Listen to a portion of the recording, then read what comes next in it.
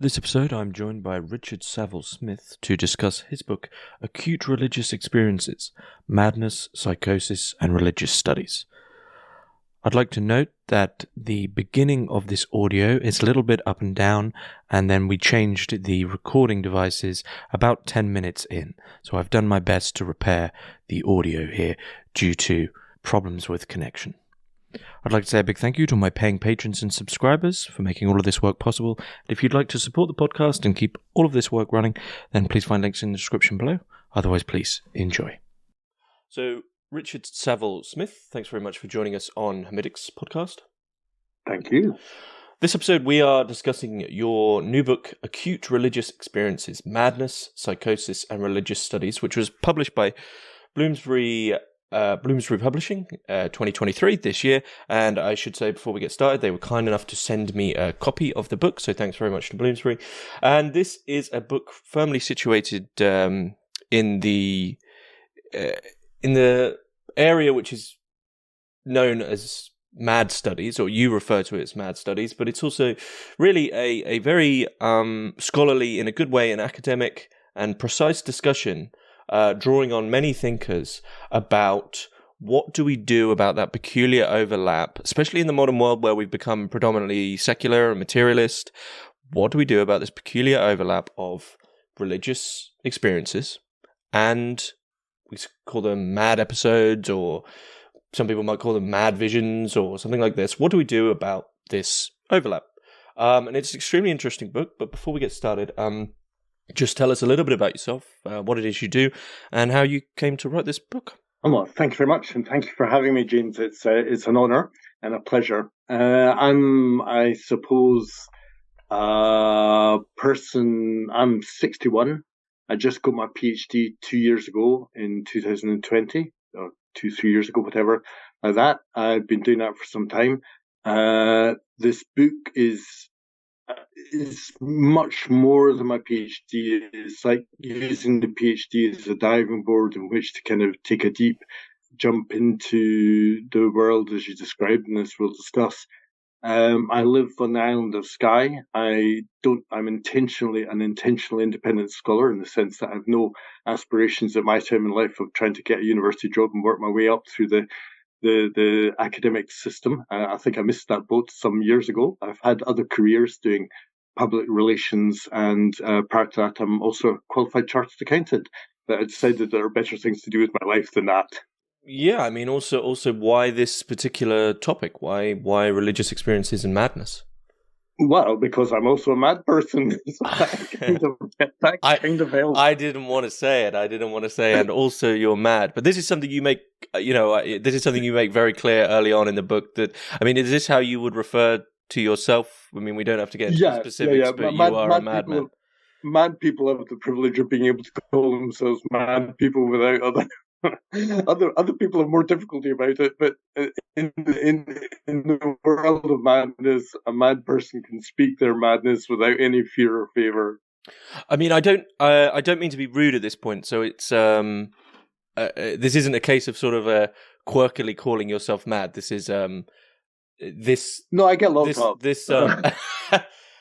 But what I mean is, in terms of your book, in terms of writing about religious experiences and psychosis, throughout the book, this and some of the really great stuff in the book, the sections I enjoyed the most, we'll get to right near the end actually, really were to do with this personal understanding of your own journey and your own subjective investigations into these topics as someone who is diagnosed as what certain people would consider mad.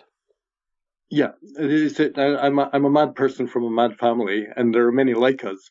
It's just that, because of the nature of the way madness has been stigmatized and the way it's pathologized and the way it has become something that, there's a degree of shame about, I suppose, is that not so many people are only now emergingly, and we'll no doubt discuss this further, it's a kind of an emergent thing for mad people to kind of stand up and say, hey, we're here. And we've got experiences about how life is and how, we see the world of sanism and sanity and the craziness of some of that. And our experiences have a kind of a recourse to our own authentic situation. And, within religion, and again, no doubt we'll get to this as well, is that 25% of people in secure units of the West still, who are locked up, in psychiatric units, still articulate themselves in religious terms. And this is something that's completely not discussed really very much, and fascinates me, the idea that religion could provide the metaphorical and linguistic scaffolding in which experience is, back into experience and a kind of feedback loop. Mm-hmm, mm-hmm. Well, before we get into these discussions on madness and psychosis and religious experience, as you said, I of course have to ask you the Hermitix question. You can place three thinkers, living or dead, into a room and listen in on the conversation. Who do you pick? Well, number one, I'm going to have William James, because William James is, he wrote a book called Varieties of Religious Experience, which before that was a set of lectures which he gave in Edinburgh, and all my studies were in Edinburgh. My undergraduate and my master's, my PhD were all in Edinburgh. I think maybe I should have gone somewhere else as well, but I did. I've been other places, I've lived other places, but my studies have been in Edinburgh. And so William James and Edinburgh have a kind of natural connection there.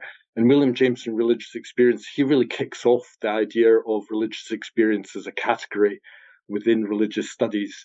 But William James brings his powerful psychological insight into that whole thing, and really sets the 20th century into the 21st century. So he has to be there. He's also, a remarkable, thinker, beyond religion in the world of psychology and philosophy. And of course, back in the end of the 19th century, psychology, philosophy, religion, the kind of category, the disciplinary distinctions were vaguer. Psychology was only being emerging from the philosophy departments of Harvard, where he taught around the time when he was there, and he's very much part of that process.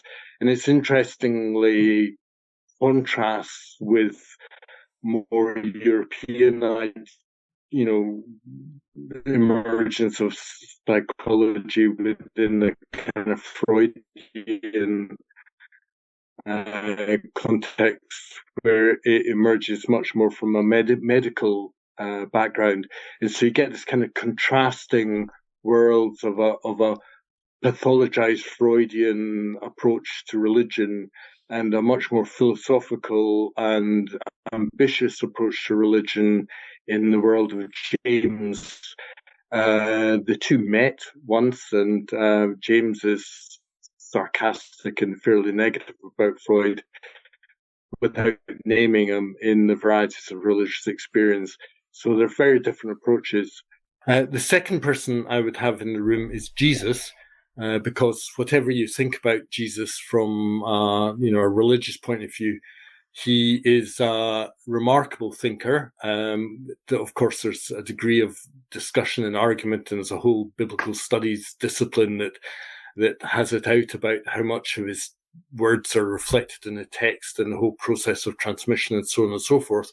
But if you allow that there's some element of a trace of the thinking of a person in that process, then he is a remarkable thinker who, for me, it's about the immediacy of his thinking. People tend to think about religion in terms of, theology and, the kind of wordiness of it all. But I take the view that everybody operates with their own metaphysics, their own private personal metaphysics, which are obviously socially, constructed and related. But everyone is a metaphysician, just as everybody is religious, in the sense that in the world of religious studies, we don't think about religion as being, just a category of a particular religion. We think about religion as kind of more an approach to how one lives life and so on and so forth, so that the boundaries between religion and philosophy in the world that I operate in are much more blurred. and we're much more interested in the philosophy of religion and religion as a kind of construct through which we view how humans have operated in this world. So within that kind of wider framework, Jesus is remarkable for his kind of immediacy of his of his capacity to understand and reflect back and talk about the kingdom of God by word kingdom and replace that with the word realm, with the idea of heaven as an immediate experience in life as now. And within that, Jesus has to be in that room. Mm-hmm. Mm-hmm. And third would be your third? Yeah, I would have Jacques Derrida. Because how could it not be an interesting room to have William James, Jesus, and Jacques Derrida in the same room? And I think, between Jesus and Derrida, there would be a very, very interesting conversation about being a Jew in Palestine and being a Jew in Algeria. So we could have a very interesting conversation about Jewishness. And I kind of think of William James as taking the notes. And the idea of Derrida, who's very much caught up in the discussion, it's almost for me. And I mean, obviously Derrida's a set of complex texts, so different people come at it from different places. But for me, Derrida's almost as if he's trying to get to that point of immediacy which Jesus is living through the quagmire of language and textuality, and in the whole kind of process of that. And it's something about the contrast between the Jesus of the here and now and the Derrida of the roundabout process, the nature of life and the nature of religion and the nature of whatever. And as I say, William James could probably be the note taker. Mm-hmm. So do you see that as a possible conversation, one there that you already mentioned there, of immediacy, of people actually trying to really understand what experience is and how we can be in experience itself outside of all the pitfalls of certain hermeneutics and assessments via different languages, just to try to get through to the truth of experience as experience? 100%. And the thing about experience is that experience has been, one of those philosophically and, scientifically, experience was kind of pretty much erased,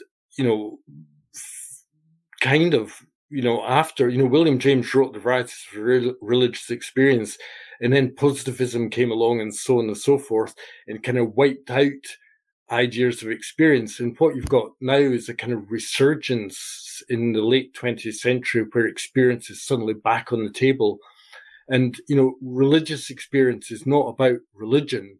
It's about experience constructed as religious. That's the main distinction. When you talk about religious experience, you're not talking about, the machinery of religion or the authority power structures or the functionality of religion and what it does in the human history. You're talking about the experience of reality articulated in religious terms. And, that is very much what the kingdom of God for Jesus is it's an immediate thing, an unmediated thing, a thing that's not mediated, which, he is then engaged in mediating through language, which is why you end up with parables rather than, theological, doctrinal, philosophical texts, which, amount to, hundreds of pages. And for Derrida, I think, what he's trying to do is to destabilize, much of, modernity and the way modernity has tried to kind of crank out this idea of being able to write down, what philosophy, means. And, he's engaged in the destabilization of that whole process, but I'm not sure that it's quite the same as living in the moment.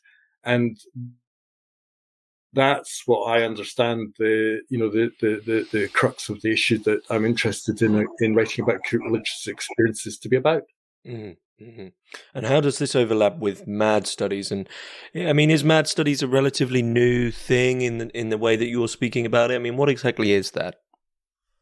Oh yeah, MAD studies is a relatively new thing. I mean, the last is kind of a 21st century thing, I guess, where mad people have, are beginning to find that they not only have a voice, but that they've got something to say, and that if they say it in a way that is not just, totally offensive, that, it can be listened to, they can make themselves heard. I mean, I think there's always a difference. Spivak writes about, how to, can a subaltern be heard? Is that right? I think it is. Can the subaltern speak? Can a subaltern be heard? Yeah. Can they speak? And the answer that she gives is that they can speak, but can they be heard? And you have the whole kind of question of hermeneutic and justice and so on and so forth that follows with Miranda Fricker and so on in that whole area, in that whole construct. And what MAD Studies does is it kind of locates itself somewhere within that zone, which obviously, I mean, you can start with Foucault's History of Madness and connect it up there, but he kind of raises the issues without delivering on the actual speaking, because the mad person doesn't really get to speak very much in Foucault. Mm.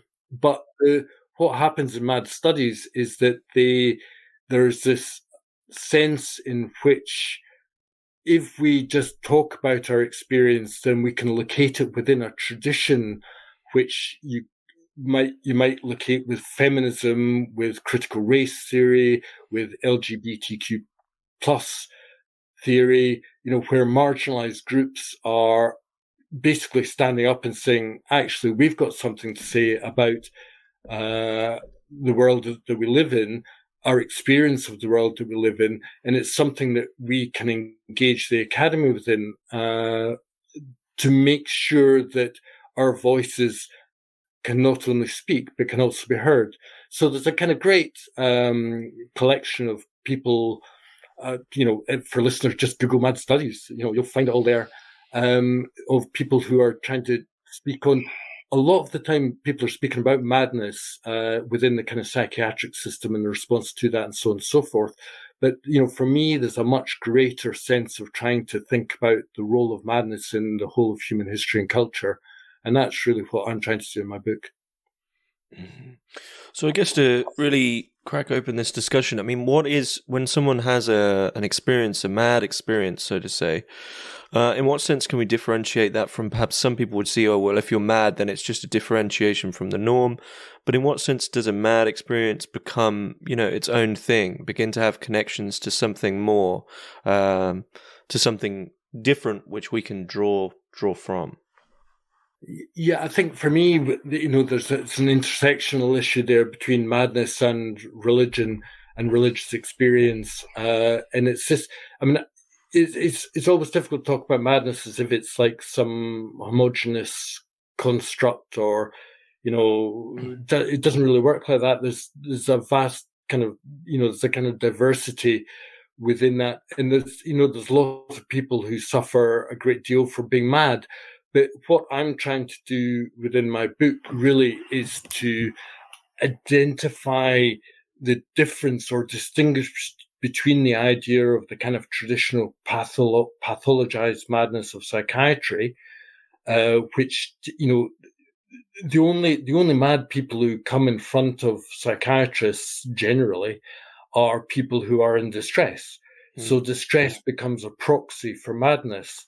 And, what I'm trying to do is to talk about madness, which is, to identify and to articulate the fact that there's a vast tradition of phenomenologically similar symptoms of visions and voices and what would be considered by psychiatrists as mad symptoms, which are not constructed by the person who has them as distressful. And in actual fact, in contrary, are understood as being part of a greater, I suppose, you end up talking about God within this context. It's the idea of a vision of God is not a psychiatric illness. A vision of God is an empowerment and a pivotal moment in the history of religions and the history of religious experiences. These are acute religious experiences. Mm-hmm. So when you look back and read, say, the mystics who saw God, who had or had a more direct relationship with God, do you yourself believe many of them may have today would be considered mad, and that a lot of the discussion around madness is because our own context is very secular?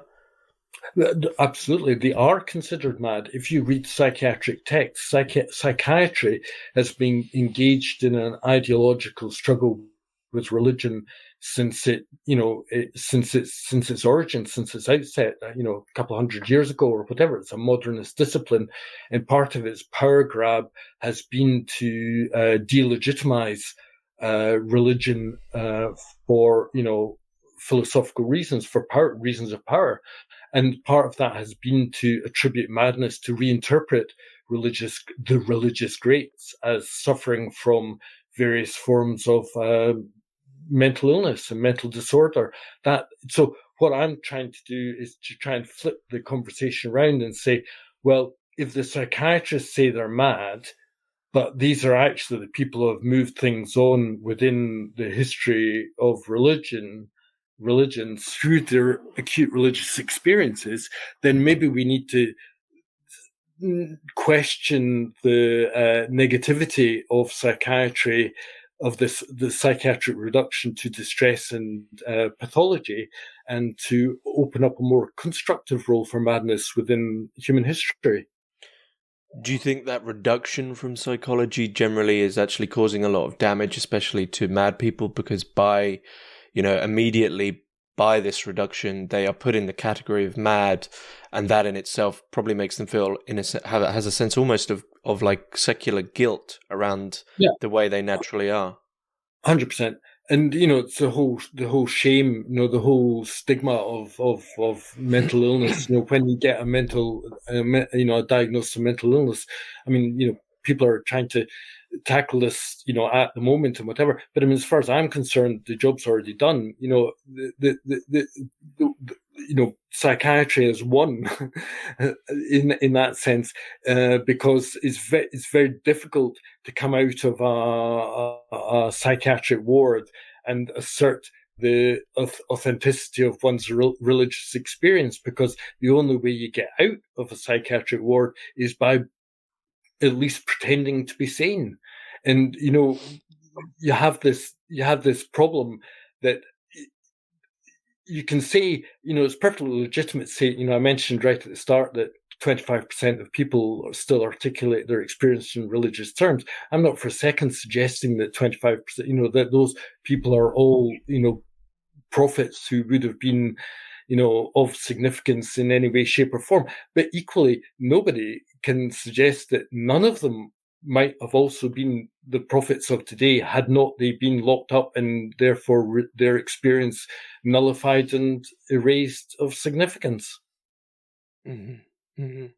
And to tackle this conversation, and I mentioned just before we started recording, I mentioned in emails that when I first sort of opened this book and saw the title page and then the contents page, the figures that you were tackling for me, I mean, it was just so interesting to see these figures arise. Some that I wasn't that familiar with at all, but for instance, Messier Eliard, William James, Otto Osterreich. These are very peculiar and, to be honest, in a sense, marginalized figures now for various reasons. And so, why did you choose this selection of theorists to attend to the book? They all have their own reasons, of course, but was there a singular reason why these as a group worked for you? Well, as I'm sure is common in research, you don't begin with a fully formed idea.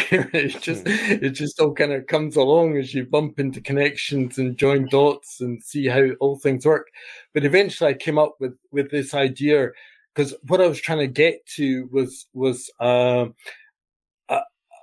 way of constructing an idea which challenged the reduction of experience to pathology by psychiatry. So I was looking for a kind of idea of a non-pathological madness. Mm-hmm. Yeah. Mm-hmm. And so I kind of got into this idea that let's call it by different names, because this doesn't exist within the literature. There isn't a kind of non-pathological madness. That's a mad studies construct. That's something, as it were, I kind of was fumbling towards in my own attempt to speak it. So I got into this idea of looking at experience and people who were talking about experiences. And then I had to find a way of saying, well, what kind of experiences are we talking about? And it was fairly obvious that you could talk about them, in terms of visions, in terms of voices, in terms of possession. These were obviously kind of experiences, but to kind of abstract from that to another degree, I kind of came up with this very ugly placeholder, which I really liked because it was so ugly and so clumsy, which was the idea of extraordinary, anomalous, extreme. So extraordinary, anomalous, extreme experiences. Now, the category of extraordinary, anomalous, experiences doesn't really trickle off the tongue in any kind of slick or poetic manner. But what it does is it gives me something that I can look for within the literature of the 20th century in order to find theorists who were in that zone. And it was that was the criteria that I used of people who were talking about subject matter that fitted into the zone of extraordinary, anomalous, extreme experiences. So necessarily that includes mysticism, it includes shamanism, it includes possession, it includes the psychedelic experience. All of these things are, I'm not trying to make it like a line which, people kind of are there, the box is ticked. I'm using it as a device in which to trouble the literature of the 20th century, talking about that these kinds of experiences. And what I found was that, starting with William James was a kind of, William James is great at this because he's the only one of the theorists that I tackle 7 theorists, and I'll explain why I don't do more in a second. But I tackle William James, but William James is great because he has a thing called the pathological program. He has a pathological program in which he accepts the medical reduction, of what he calls the medical materialists. But then he qualifies these and says, just because people are reducible to being mad doesn't invalidate their contribution. And by following a pathological program, he kind of engages in the world of madness as a non-reductionist, at a non-reductionist level, which allows madness to breathe constructively. And that's a really useful thing. I did consider just using the pathological program as a thing, but you get a bit stuck in James if you do that. So the extraordinary, anomalous, extreme kind of is a move beyond that, which is then a criteria that you can engage other theorists. And what you find is, as you read, is that I was able to kind of discover a discourse in which these 7 different theorists that I tackle have all read some or the other of the others. They've all engaged in each other's texts to some degree. So Rudolf Otto takes on William James, and Rudolf. It was fascinating because most of them don't like each other that much. And want to impose their own theories and replace the theories of their predecessors and explain why their predecessors were all wrong and why they've now got it all right. But, hey ho, that's pretty common in academia, isn't that? I mean, that's more or less how it works. So there's no real surprise there. And I discovered that, if you worked it through historically, you could start at James and then move through Otto with this idea of the numinous, which has been totally watered down since Otto expounded it, but we'll get to that. And so there's James, Otto, Osterich, Eliade, Walter Stace, Walter Pankey. I've never heard his name pronounced properly. Pankey, let's go Pankey. And Abraham Maslow with his idea of peak experiences. These are all people who are talking about extraordinary, anomalous, extreme experiences. And they've all kind of read some or the other of their predecessors. So they're all in the same game, even though they come from completely different, they're all white, they're all men, they're all, kind of, mostly, well, they're all American European or European, but they come from philosophy and psychology and religious history and so on and so forth. So they're a diverse crew, but that's because the subject matter itself of extraordinary, anomalous, extreme experiences is, has no subject. Mm-hmm. It's a transdisciplinary subject, an inherently transdisciplinary subject. And, obviously that's also a matter of fascination for me. Mm-hmm. Mm-hmm. And I mean, just to stay with James, because I sense a tiny bit of maybe not hostility, but a tiny bit of pushback from yourself against James. You state something which I think is really interesting. No. You mention pushback, yeah.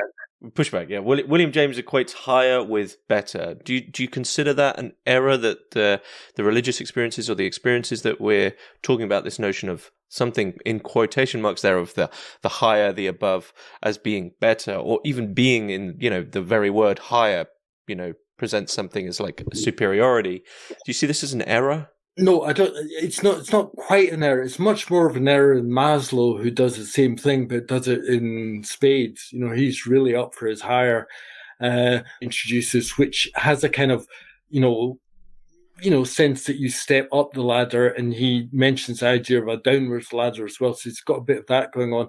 So he does have a higher and lower thing.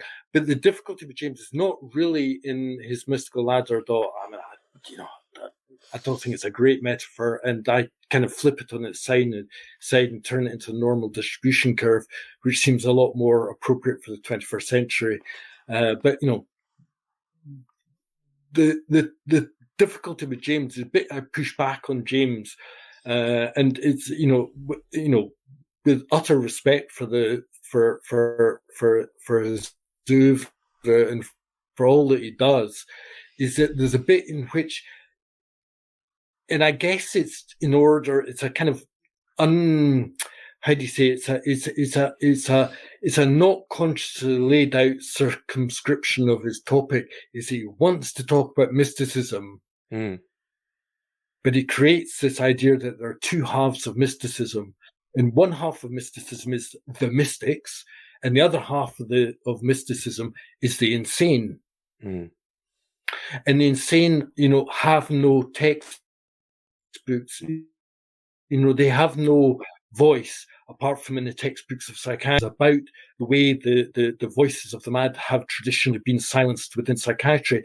But by dividing mysticism, the totality of mysticism, into two halves, then he creates all sorts of conceptual problems which require a degree of critique, without taking away from James the fact that he's got it, that being mad is not equated with being bad, because he puts madness and insanity within the same frame of a greater mysticism. But the difficulty then is that he then goes on, and again, it's just metaphor. So you may, if you'd had this conversation back in the room with Jesus and Derrida, I'm sure they'd just sort this all out. It wouldn't be a problem at all. But he then describes madness and mysticism as coming from the same root, but as being the seraph and the snake. And the difficulty with the seraph and the snake as metaphors is that it's very difficult to construct them as coming from the same root. And in a world where James is and talk about fruits, it's difficult to understand just exactly what he's doing in that particular part of his text. It's kind of like an inconsistency in his own work. And I don't think it takes away from what he's doing. I just think that we need to be clear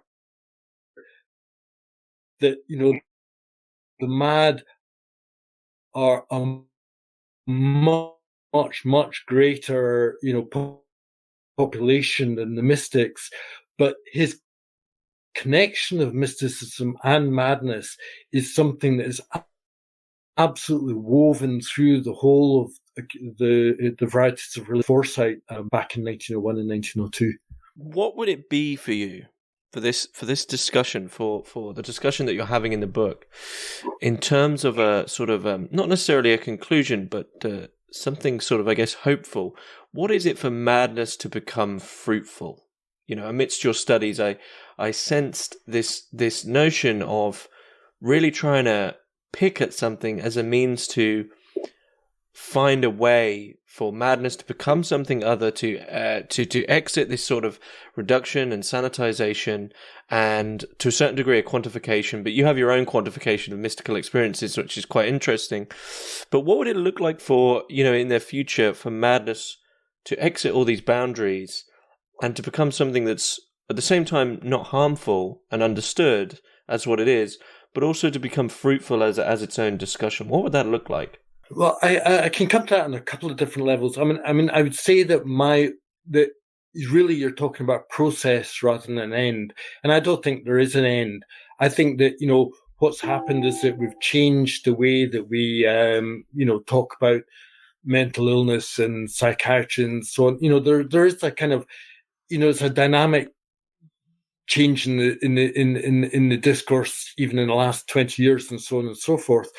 But I mean, I think what I see my book as being a contribution to exactly what you're talking about, which is to realize that, you know, what I'm trying to do in my book is to say, hey, the fact that we didn't talk about, the fact that madness has only ever been talked about as being negative and shameful and pathological in psychiatric terms has meant that our eyes have been closed to the contribution of madness in human history. And what I'm trying to do is to argue for a reevaluation of, you know, the whole of human history, the whole of human experience. And, you know, the part of the discussion we've had so far has been quite framed within a kind of Anglo-American white context. But I mean, you know, in my book, I take on, you know, the subject of possession and so on and so forth. And within the role of madness as a not necessarily pathological phenomenon, as being part of the constructive process within theories and practices of religion since the beginning of humankind. And that what I'm trying to do is to encourage or discuss or open up a realization that madness is actually part of some people, not everyone, because I'm happy to, you've got to talk about humans in a non-homogeneous manner, and that homogeneity is unhelpful in discussing diversity. But if you think of madness, of the contribution of madness as being constructive, or you construct it as constructive, and you show how it has been part of the religious experience of humankind in shamanism and mysticism, in the prophets, in, you know, the religious greats of the Abrahamic religions and so on and so forth, in Jesus and Muhammad and all of these people, you know, the madness is actually part of what has fundamental to the history of humanity. Then what you do is you psychiatric terms and diagnosis in the manuals of psychiatry. That's one level.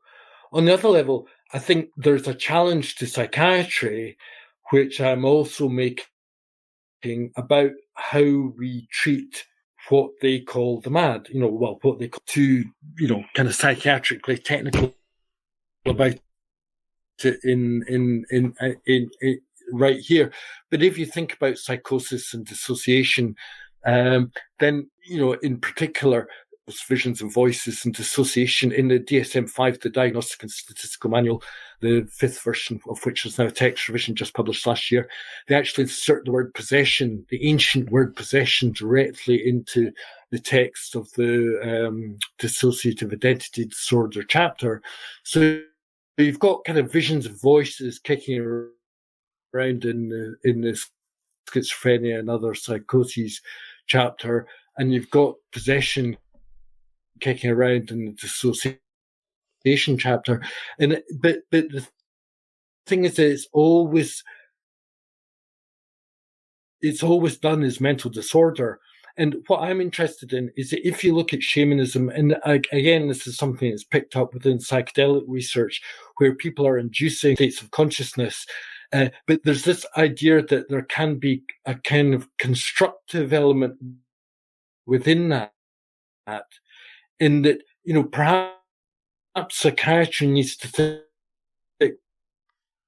think more out of its own, trying to get people to go back to normal and think about the experiences they've had, so that it's written off as being something that you want to erase, or, to how to make you a better you. And that is something that, traditions of religious practice in possession and shamanism and so on and so forth can actually provide ancient and historic signposts to psychiatry and say there are ways where we can take extraordinary, anomalous, extreme experiences and see them as can be used in a constructive manner here, because that's something for the future. But as a signpost, I see my book as signposting backwards and saying the prevalence of madness is much greater in human history than we think, and forwards to say there's not only negativity within this, there is also, we must look at it from how it is possible to construct non-pathological visions and versions of madness in the future.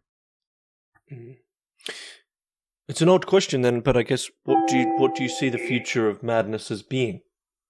What does that look like?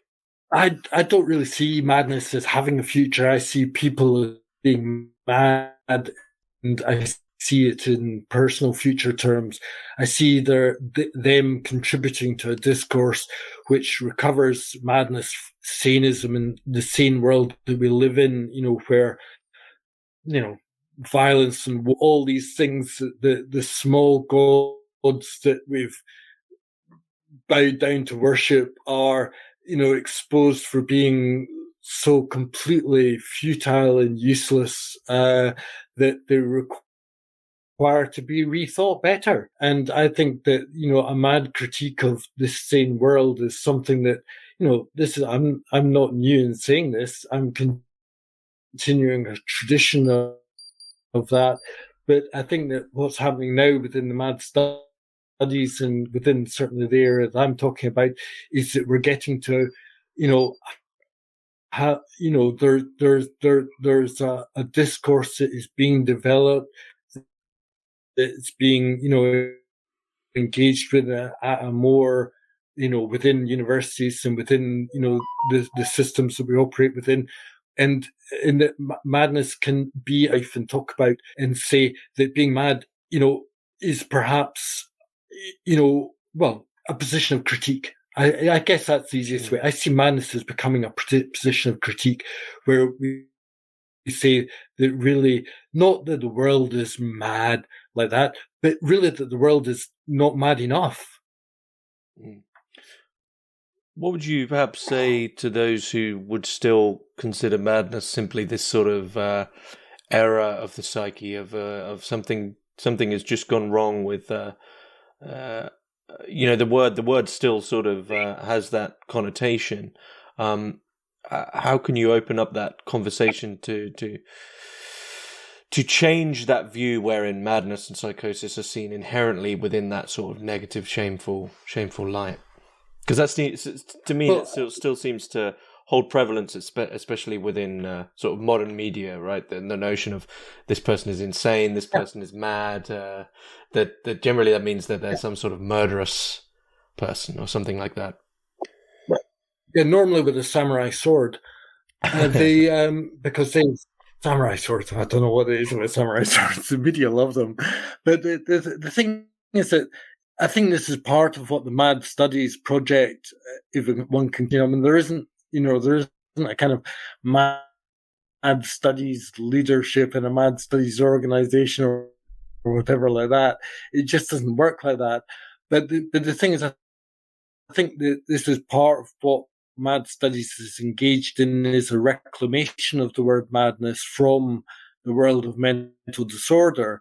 And, the language of mental disorder and psychosis and mental illness is a language of psychiatry, whereas the language of madness is referring, it's built into it is a much more ancient construct in which madness, which predates, psychiatry.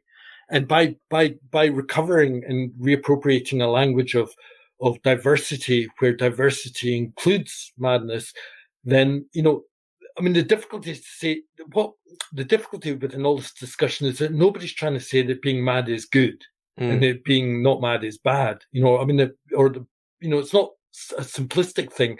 It's more a question of like, how can we talk about madness more constructively? And what I'm arguing in my book is that for too long, theorists in the humanities and social sciences have hidden away from the language of madness and have sanitized their subjects in order to make them not mad, in order that they can save them from the reductionism of psychiatry. and that's what I'm here talking about, madness more constructively, because sanitizing madness is like, locking it in the attic. It's like, hiding it away. And there is, just as, kind of gay people had to come out of the closet, mad people have to come out of their own fear of talking about, the experiences that they have. And we need to find ways of talking more constructively about the role of madness in human history, for instance, which is what I do, without trying to then say somehow that makes being mad good per se. Because obviously for zillions of people, just as William James distinguished between, the mystics and the insane, for lots of people, being insane is a very distressing and negative experience. And, the idea that you might try and kind of gloss that over or pretend that it doesn't exist is not right. But what one then has to not do is to then paint that distress and that negativity across the whole subject, so that madness there's a category error that is going on, basically, where you have to recover madness as a category in which there is both good and bad. And, how you argue about that, William James ended up kind of dividing it down the middle and saying half and half. And I'm saying that's, patently not right, because, I actually went and checked with Harvard, with McLean Hospital, which is the hospital associated with Harvard University. And I cheekily asked them how many beds they had in Harvard, in McLean's, back when William James was there. And the answer came back, they had 180 beds. But William James's whole The Varieties of Religious Experience only has 180 case studies in it. And McLean's is just one hospital out of many. So it's perfectly obvious that the distressing aspect of the hospitalized mad is much, much, much greater than the mystics. But if you see them as being part of the same subject matter, then you begin to open up the idea of a porosity, of a capacity to move between mad is bad and mad is good. So that, and it's kind of, again, the analogy would be within psychedelics, where you have good trips and bad trips. It's not the quality of the outcome, the quality of the experience is distinct from the phenomenology of the experience. Well, I want to bring something in, because I know you were keen to bring it in yourself, and it was such a peculiar chapter, and to really, I guess, to get down to the specifics of what we're talking about here, you have a chapter called Jesus as a Case Study. You're doing this thing where you're assessing, as you said, the history of humanity, really, in terms of things which we have viewed a certain way, now viewed in a different light: madness, religious experience, etc. You have a chapter where you view the life of Jesus Christ as a case study in relation to the DSM-5. Now, there's a lot going on in this chapter, so I won't try overview it myself. But I mean, just give us some insight into this, what this case study, what the purpose of this is, and why it's so important for the book, because it's really like the grand finale of the book in a way. Yeah, I'm not gonna, I'm not going to try and explain it all here. People have to read it for themselves. But what I can do is I can contextualize it and give some indicators. And there's a couple of things. The first of all is fascinating is that when I started my PhD, what I wanted to do was to go into a locked ward, which I'd been in myself. And I know my way around locked wards. And what happens in locked wards is that you have the smoking room. And the smoking room is where, it's the most curious thing. But, Foucault has all this idea of the panopticon and all this where where everyone can be seen and so on. But the smoking room there's no oversight in smoking rooms. And smoking rooms are the mad heart of madness in a locked ward. And I wanted to go and talk to people who articulated their experience in religious terms whilst they were in a locked ward. And, I think the project was called Listening to Psychosis. And I spent a year and a half trying to persuade three ethics committees to pass my research. And I had a team which included a professor of psychiatry, 3 consultant psychiatrists, 2 senior registrars, and my 2 religious. So the people who ran the locked ward wanted my research as qualitative research into the articulation of religious experiences of psychosis in a hospital setting. And could I persuade the ethics committees of to accept this research and sign it off? No, I could not. So I spent a year and a half trying to do that. And in the end, I complained about it and took it to a complaint process. And their response to the complaint was that as someone with a lived experience, I might compromise the care of the psychiatrists or something like that, something very similar to that. And I was just flabbergasted because here were all these psychiatrists advocating I did the research. And here was an ethics committee making up, which had no experience. They weren't made up of people with psychiatric experience. Here was an ethics committee imposing their idea of the fact that by listening to people with religious psychosis, I would subvert psychiatry. And I find this, I think this still is extraordinary, and I hope to go on and write papers about this and, talk about this further. But what I found was that in order to progress my PhD, I had to change tack. And so I had to reach somewhere that was outside of the control of the ethics committee. And because I was doing my PhD in the School of Divinity at the University of Edinburgh, the idea of doing Jesus seemed like, there's nothing the ethics committee could do about that. So, and then when you get into the Jesus thing, what you discover is that at the turn of the 20th century, there was this huge effort from Denmark and France and America and Norway of psychiatrists trying to write off Jesus as mad. As part of what I discussed earlier, there's this conflict, this systemic conflict between the secular modernist instinct of psychiatry and in its tussle with religion. And you get that you realize that, if they can nail Jesus as mad, as a nut job, as mentally disordered, then, their job is done. Because it's very difficult for religion, organized Christianity to recover from the idea that Jesus was mentally disordered. And so you get, there's a chap called Beanie Sangley, which is 4 volumes on the madness of Jesus. It was a really serious bunch of work. And what you get is this fascinating thing whereby theology and biblical studies and, biblical studies kind of become, they're all in transition and they're all kind of taking on board modernity and they're starting to get into textual criticism and so on and so forth. But the direct attack on Jesus is met by one text by a guy called Albert Schweitzer about the psychiatry of Jesus, which is a really short text. And it's really, if one was being critical, it's not his greatest work. But otherwise, the whole of religion just blanks the conversation and goes off and just carries on. It says, the best way of getting through this is just by ignoring it. So you get a whole kind of empty 20th century where the sanity of Jesus is not something that's up for discussion within biblical studies. It's just not. And the whole idea, because it's too unscientific, because you can't get inside the mind of a single person. Therefore, we're going to kind of use modernity as a reason to not discuss an individual case study such as Jesus, and so on and so forth.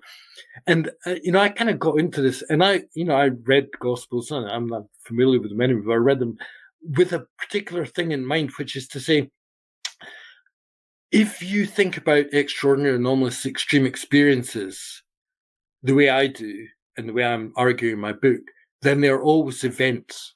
Mm-hmm. And we'll take that in a Derridean sense. And they're always events. It's not a continuity, it's not a static state, it's an event.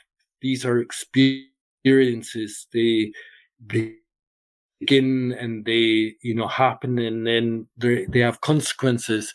And there's a whole kind of language of ictal events and pre-ictal and post-ictal and inter-ictal, which I won't go into here. But that's the kind of language that exists within physiology and, other parts of medicine already. Mm. But if you read the gospel as looking for events in Jesus's life, then there are two events, which is the baptism and the transfiguration, where things happen to Jesus instead of Jesus happening to others. So everywhere else, Jesus is healing people and, speaking to them and doing all the things that Jesus does in the Gospels that, people know about. But in the baptism and the transfiguration, there are visions and voices of God in both of those particular instances. And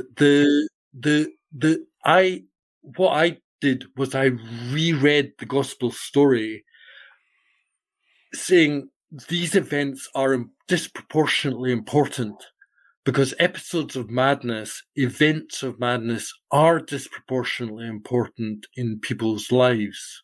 Mm-hmm. It's not something you get over just like that. It's something that has consequences. It's something that lives with you.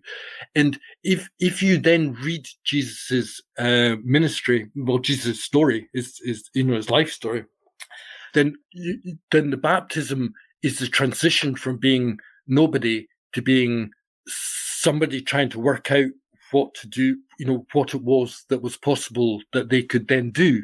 Okay. Mm. So we're going to take away any idea that, there's some kind of destiny and all that. Let's forget that. That's what people do ex post. Let's just put yourself in the mind of being Jesus. And at the baptism, in this great big crowd of people where you've gone all the way down to the Jordan, and it's a long way, and you've been baptized, and then you're off into wilderness, reeling into wilderness for a period of time, seeing angels, hearing voices, trying to figure out, dealing with the hubris or the risk of hubris of what it might be to be a grandiose person, because the whole relationship between grandiosity and hubris is a very complicated line that mad people have to kind of figure out, shall we say. We can talk about that for a long time, but just to keep the thing ticking along here. And then, so he comes out, and then after that, the ministry happens, and the ministry, the blind are given sight, the lame are made to walk, the demons are cast out, so on and so forth. All these things are then done, and then you get to this kind of point of the transfiguration where there's a kind of petering out of the kind of process, because I don't want to do this the whole biblical studies thing. I mean, people can read the book, but the transfiguration is a kind of completely other, again, extraordinary, anomalous, extreme event, which again has a pivotal role, because after that, there's a complete direct line to being killed in Jerusalem, and being killed by an institutional methodology is, in Jewish terms, this is what happens to the prophets. Jesus in the Gospels, it says, this is how the prophets died. They go up to Jerusalem and they're killed. And what I'm trying to argue is that these two pivots of the baptism and the transfiguration, if you read the Gospels around those two pivots, then you go from Jesus is nobody. Jesus is somebody who's trying to deal with every single individual who's right in front of him, to Jesus who's trying to deal with the problem of humanity at a systemic basis by dying. Okay? And it's not a question of imposing rationality or theology or whatever in it. It's a question of how plausible is my argument in terms of the gospel narrative. And I'm saying that my argument is absolutely plausible within the terms of the gospel narrative and kind of makes a different sort of sense about it, because what you end up with is that Holy Week is not some set of contingent events. Instead, it's an improvised process in which Jesus is deliberately and intentionally trying to get himself institutionally killed, because that is what has to be achieved. And you get this amazing standoff because you have the triumphal entry, which is very, offensive to in the Passover context, because biblical scholars will tell you that Pilate was entering by a different gate in his own procession. So it's like a counter demo. And you'd expect the authorities to step in and take him out right there, which doesn't happen. So the next day there's overturning the money changers' tables. Still nothing happens. Then it's preaching against the authorities and so on, and still nothing happens. Then it's cursing, blaspheming against the temple, and still nothing happens, because you've got the standoff where the authorities are too frightened of the crowds. And you know the story. And then you've got, in my version, the idea that you have to open back channels with the authorities to take him out at night. And that's where Jesus is no longer a traitor, but instead a facilitator. And this all makes sense because Jesus doesn't defend himself. He allows himself to be killed. And so if you see it that way around, and if you locate the transitional points at the baptism and the transfiguration as extraordinary, anomalous, extreme experiences, then you just get a different, and in my view, more coherent reading of what's actually going on. Well, there's one, because there's so much there. I think people will be intrigued to go read the book and to delve into that whole case study. But there's, as I said earlier, the section that I found not necessarily the most enjoyable, but most intriguing was the section where it almost, and I mean this in a friendly way, it almost came across as like a rant in the defense of madness in a very nice way at the end of the book, nearing the end of the book. And one thing really intrigued me, that you basically state that people should stop interrupting mad people. And what do you mean? What do you mean by what is it for a mad person to be interrupted? Well, I hesitate to speak for madness because there is no spokesperson. We all speak out of our own experiences, and I can only speak for myself. But when I am mad, there's always the way I phrase it in the book is. When, and I'm sure it's there somewhere, is it when I am saying I'm an atheist, but when I'm mad, I'm driven by the hand of God. Mm-hmm. And that is what is going on in my madness, is that I am engaged in a process, and, the details of it don't really matter because it's just whatever it is. And, it's more or less grandiose. And, I've learned in the different times that I've been mad to be more, more,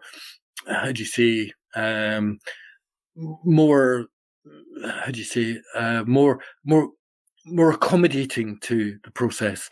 So the first time, one of the first times I was mad, I started off in like the north of India and ended up in the south of India on a drip for 4 days. With, having no disrespected myself, my physical and, eating and drinking and all that sort of stuff so much that, I ended up on a drip for 4 days. But the last time I was mad, ended up, building a nest in a 5-star hotel because I could tell it, I knew that I had to look after myself better whilst doing whatever it was that I was doing. And is the interruption bit is what happens when the authorities catch up with you and lock you up. And when you are interrupted, I'm always busy. I'm doing something, and my doing something is too mad. I can't explain it. I'm not going to explain it, but it's my business, not yours. But when the authorities come and they it's always the police, and they lock you up, and they put you in a cell because there isn't enough provision for whatever, and then you end up in a hospital, and then you're just interrupted, and the interruption is so annoying, and it's so uncivilized, and I know, and I can laugh at it as well. I'm on both sides of this. I totally get it, because I'm creating a dichotomy that when I'm saying I'm an atheist and when I'm mad, I'm driven by the hand of God. But when I'm being driven by the hand of God, the last thing I need to do is be interrupted by the police and then the psychiatric authority to lock me up and take away my freedom. And incarceration is, a serious, I'm being lighthearted about it, I hope, but incarceration is a really kind of serious problem within the psychiatric world, because it is so offensive to have your liberty denied to you without a charge and without a trial and without a jury. And there's a signing of a piece of paper. You're put in a room, and in that room you have, maybe I think about the times it's happened to me. Well, the last time I'm in a room with a consultant psychiatrist and about 4 or 5 other people, and I have no idea who any of them are, and they're asking me stupid questions that I know the answers to, and they're asking me whether I've been careful with money, or whether I've and for God's sakes, and if you read the Jesus story and it says, give away your money and give it to the poor. But if you give away your money to the poor these days, you're locked up in a psychiatric ward. Is there anything you'd like to add about your book that you feel we haven't touched upon? Yeah, the bit that I'd add that I sense is the bit, there's a tricky bit in the book. Not tricky bit. It's not tricky. It just needs to be elaborated in this particular part, just to make clear. Is that because I write about Western psychiatry as and the counterpart of the humanities and social sciences, with in the way that they sanitize madness out of the subject matter which they address through the scholars that I address. And because most of these people are white, male, middle-aged, rich, Western, the book itself has a kind of, is because I'm critiquing both sides of this. I'm a mad studies person critiquing both the humanities and social sciences and the psychiatric discourses. Is it those are my target, and they're all rich white men mostly, and there's some women. But behind them, the subject matter that they're addressing is not restricted to Christianity. This is a subject matter that addresses the whole of human history. When Eliad's addressing shamanism, he is primarily addressing a non-Western context. When Osterich is addressing possession, he's predominantly addressing a non-Western context. These are so that the fact that I'm, as it were, because I'm addressing rich white men who are then studying, the record of the human history in its global totality throughout all the ages. It can sound a bit like, I sometimes think, it sounds like I'm just talking about Christianity, or I'm just talking about these particular people or not. What I'm trying to argue is that madness is a part of the global human story within the narrative of diversity, whereby since the origins of humankind in the Rift Valley, there has been, a few people who have been mad, and that madness is part of this story throughout the whole of human history. Whereabouts can we find your book? You can find it on, anywhere actually. My book is difficult at the moment because it costs £85 or $115. So it's there's a paperback coming that'll be £26, so that's a bit more reasonable. But the book as it stands at the moment is a hard ass to buy. So I'd encourage anyone who feels interested or in any way to go ask their library to buy a copy, because that kind of works on a recycling basis better than just buying your own private copy and putting it in a cupboard anyway. But there will be a paperback coming out which is more reasonably priced. At the moment, but I mean, you can get it from Amazon, you can get it from Bloomsbury. Anyway. Are you working on any more books on madness? Well, I'm very interested in the psychedelic debate at the moment. I'm very interested because the thing about psychedelics is that before psychedelics were called psychedelics, they're called psychotomimetics, which is mimicking of psychosis.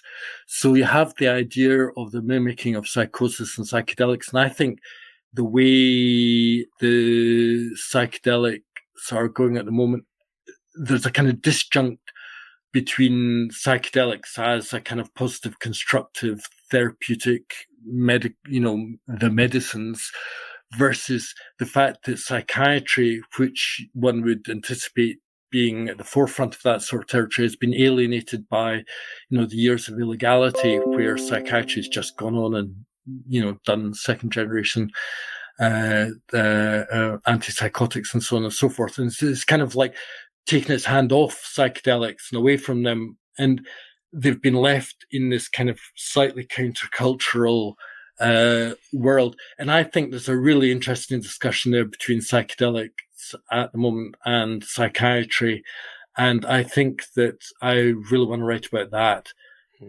because I think what that does is it allows the bigger context of madness, because if you say mimicking psychosis, I'm coming at it from experiencing psychosis, and I'm saying that there's a conversation, a cross-pollination in the conversation between what's happening in psychedelics and what's happening in psychiatry and what's happening in mad studies and how that all works. So that's kind of what I'm interested in at the moment. Sounds very interesting. And I hopefully will get to talk to you again about that if you publish any papers or books on it. But sure, that's great.